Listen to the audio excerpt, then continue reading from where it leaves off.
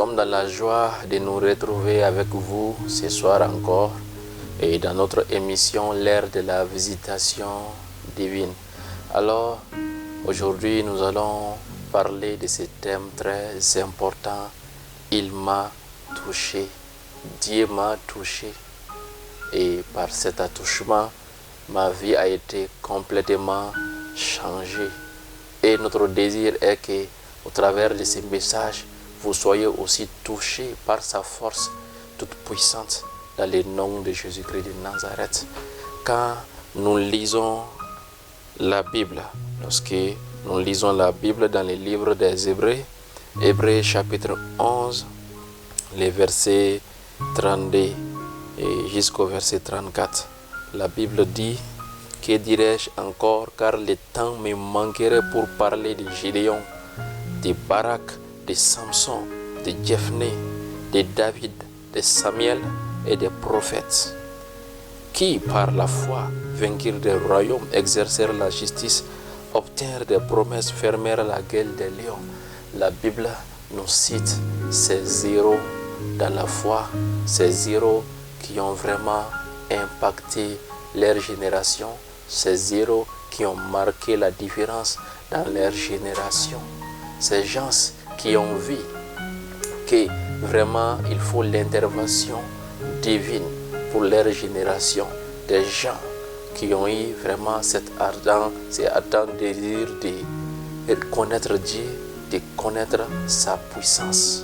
Et ils sont partis devant ce trône-là, le trône de grâce, et ils ont été touchés par Dieu, et par ces faits, ils ont touché leur génération et à leur tour. Aujourd'hui, c'est ton tour maintenant. Ces gens-là ont fait leur part et ils ne vont pas venir prêcher la parole pour notre génération. Car Dieu t'a choisi pour être la foi de ta génération. Tu dois parler à ta génération. Dieu t'a choisi. Il t'a choisi et il veut que tu parles à ta génération. Il veut se faire connaître à ta génération par toi seul. Et c'est pourquoi il veut te toucher. C'est pourquoi David va nous faire comprendre quelque chose de très merveilleux et dans le psaume 63, quand nous lisons les versets 1 au verset 6. Psaume 63, les versets 1 au verset 6. David va dire là-bas: ô Dieu, tu es mon Dieu, je te cherche, mon âme a soif de toi. Voilà ce que nous devrions comprendre ici. Par le fait de chercher Dieu, nous devrions avoir cette soif d'abord pour Dieu. Car sans soif, nous ne pouvons les chercher. David avait cette soif intense pour Dieu. C'est pourquoi il dit: mon corps soupire après toi dans une terre aride, desséchée, sans eau. David montre par là à quel point il veut connaître Dieu, il veut connaître sa puissance. Il veut être touché par Dieu afin d'impacter sa génération. Il avait soif de Dieu, il avait soif de l'Éternel. Et c'est par cette soif-là qu'il a cherché Dieu. Il est rentré dans sa présence. Et ainsi il va continuer encore. Ainsi je te contemple dans les sanctuaires pour voir ta puissance et ta gloire. Le verset 6, il dit: lorsque je pense à toi sur ma gauche, je médite sur toi pendant les veilles de la nuit. Frères et sœurs, est-ce que tu as ce désir-là ardent pour ton Dieu, de le connaître réellement et d'être touché par lui, d'être touché par sa puissance? Ces héros qu'on vient de citer dans le livre des Hébreux, ils ont su cela, ils ont su qu'il fallait vraiment se toucher là de Dieu. Oui, lorsqu'ils voient dans leurs environnements, ils voient que les choses ne vont pas. Ils voient que les gens sont fatigués. Regarde maintenant le monde d'aujourd'hui. Les malades sont partout. les gens sont découragés, les gens sont stressés, les gens mènent cette vie d'esclavage-là, les gens sont fatigués. Ils n'en ont pas de cette genre de vie-là et ils ont vraiment besoin de Dieu. Ils ont vraiment besoin d'expérimenter Dieu, sa puissance. Et c'est ce que les David ont découvert.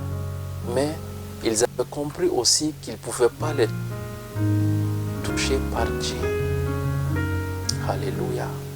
Nourris ces désirs-là en toi, ces désirs-là de connaître Dieu, de connaître sa puissance, d'expérimenter sa puissance afin de changer ton environnement. Peu importe ton appel, Dieu a un plan pour toi et Dieu a fait de toi la voie pour ta génération. Donc, ils sont allés chercher Dieu. Notre Dieu est un Dieu qui se laisse trouver par quiconque le veut réellement. Oui, il se laissera toujours trouver par quiconque veut vraiment l'expérimenter, le connaître, expérimenter sa gloire, expérimenter sa puissance. Sans Dieu, le monde part dans le chaos. Sans Dieu, ces âmes-là, ils ne seront pas sauvés.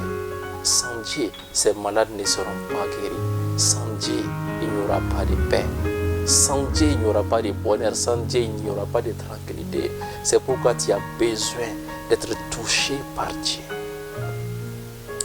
Tu n'as pas la compassion pour toutes ces personnes qui sont dans le monde et qui souffrent maintenant. Quand ils regardent l'église, le monde est rentré dans l'église. C'est le chaos total. Rien ne va comme il le faut.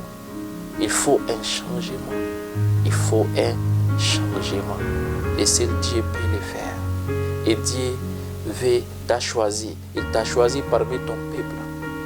Il t'a choisi parmi ta famille pour faire de toi cette voie-là. Et il veut passer par toi pour impacter ta génération, comme le fit David, comme le fit Samson, comme le fit Jephthé. C'est pourquoi notre ancêtre Jacob, quand nous lisons Genèse 32, les versets 24 à 28, Genèse 32, les versets 24 à 28, Jacob va comprendre cela. Jacob a compris qu'il fallait vraiment que Dieu le bénisse, qu'il fallait vraiment rencontrer Dieu. C'est pourquoi la Bible dit que Jacob demeura seul.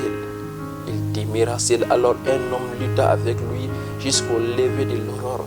C'est le moment maintenant de te séparer de toutes choses, de te séparer des divertissements, de te séparer de tout ce qui peut vraiment entraîner ces blocages entre toi et Dieu, de te séparer de toutes choses et de te rapprocher de ce Dieu-là avec cet ardent désir de le connaître, d'expérimenter sa gloire afin d'impacter ce monde-là. Jacob demeura seul. Alors un homme lutta avec lui jusqu'au lever de l'aurore. Voyant qu'il ne pouvait le vaincre, cet homme le frappa à l'emboîture de la hanche. Et l'emboîture de la hanche de Jacob se démut pendant qu'il luttait avec lui. Il dit: laisse-moi aller, car l'aurore s'élève. Et Jacob répondit: je ne te laisserai point aller, que tu ne m'aies béni. Voilà. Jacob dit à Dieu, en fait, cet homme était une représentation de Dieu lui-même. Chercher Dieu, c'est quelque chose, mais le trouver en est une autre chose. Il ne faut pas seulement vous contenter de les chercher et d'avoir ces désirs-là, mais il faut les trouver.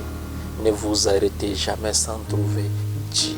C'est le moment de rentrer dans votre chambre de prière maintenant, de plier les genoux et d'invoquer ce Dieu, de le prier. Même s'il faut ajouter des gênes, ne vous arrêtez pas jusqu'à les trouver, car il se manifestera à vous. Il va se montrer à vous. Et l'homme dit à Jacob, au verset 28, il lui dit: quel est ton nom? Il lui répondit: Jacob. Il dit encore: ton nom ne sera plus Jacob, mais tu seras appelé Israël, car tu as lutté avec Dieu et avec des hommes et tu as été vainqueur. Nous avons besoin de ces luttes-là pour impacter notre génération. Et au cours de ces luttes-là, Dieu va changer ton homme.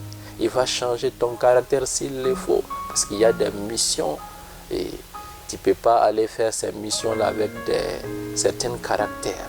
Mais quand vraiment ton désir est d'être touché par Dieu, Dieu va te toucher. D'abord, il va changer ton caractère-là.